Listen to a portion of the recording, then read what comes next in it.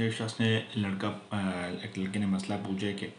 ہمارے علاقے میں لوگ کہتے ہیں کہ ہم نبی سے مدد اس لیے مانگتے ہیں کہ اللہ نے اس کو اختیار دیا ہے کہ یہ صحیح ہے۔ یہ بالکل غلط بات ہے، چونکہ جو ہندو ہوتے ہیں وہ بھی یہی کہتے ہیں کہ ہم جو بت سے مدد اس لیے مانگتے ہیں کہ اللہ نے اس کو اختیار دیا ہے۔ اللہ تعالیٰ فرماتے ہیں نا، قرآن میں آتا ہے نا کہ اللہ نے اختیار کسی کو نہیں دیا ہے۔ وسیلہ علیحدہ چیز ہے، وہ ایک علیحدہ چیز ہے، لیکن ڈائریکٹ اس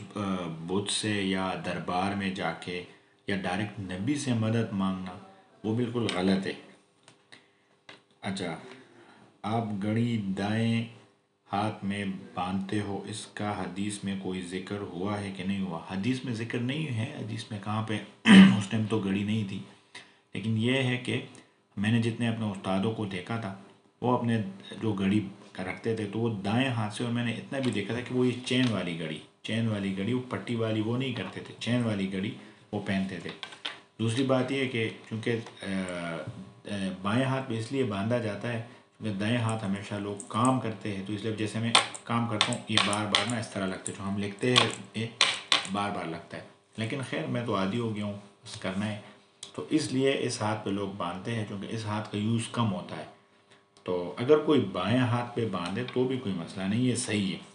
جیسے 4 رکعت والی نماز میں 2 یا 3 رکعتوں میں سلام پھیرنا،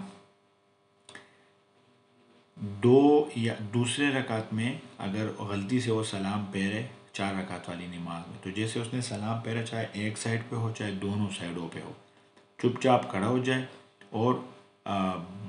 تیسرا رکعت بھی پڑھے، چوتھا بھی پڑھ دے اور آخری میں سجدہ سہوا کرے۔ اگر یہ امام ہے تو بھی ایسا کر سکتا ہے۔ تو اس میں یہ فرض میں بھی صحیح ہے، سنت میں بھی صحیح ہے، واجب میں بھی صحیح ہے۔ جو سنت غیر موقدہ ہے جسے نفل بولتے، اگر وہ 4 رکعت ہو اور اس میں 2 رکعت میں سلام پھیرے تو نماز ہو جاتی ہے، ضروری نہیں ہے کہ وہ پڑھ لے دوبارہ، ہو سکتا ہے اگر وہ کھڑا ہو جائے تیسرا چوتھا ملائے آخری میں سجدہ سہوا کر لے، لیکن چل جاتا ہے، 2 بھی کافی ہے۔ تو 2 رکعتیں وہ نیت 4 کی باندھی لیکن پڑھی 2 تو 2 بھی قبول ہو جاتے۔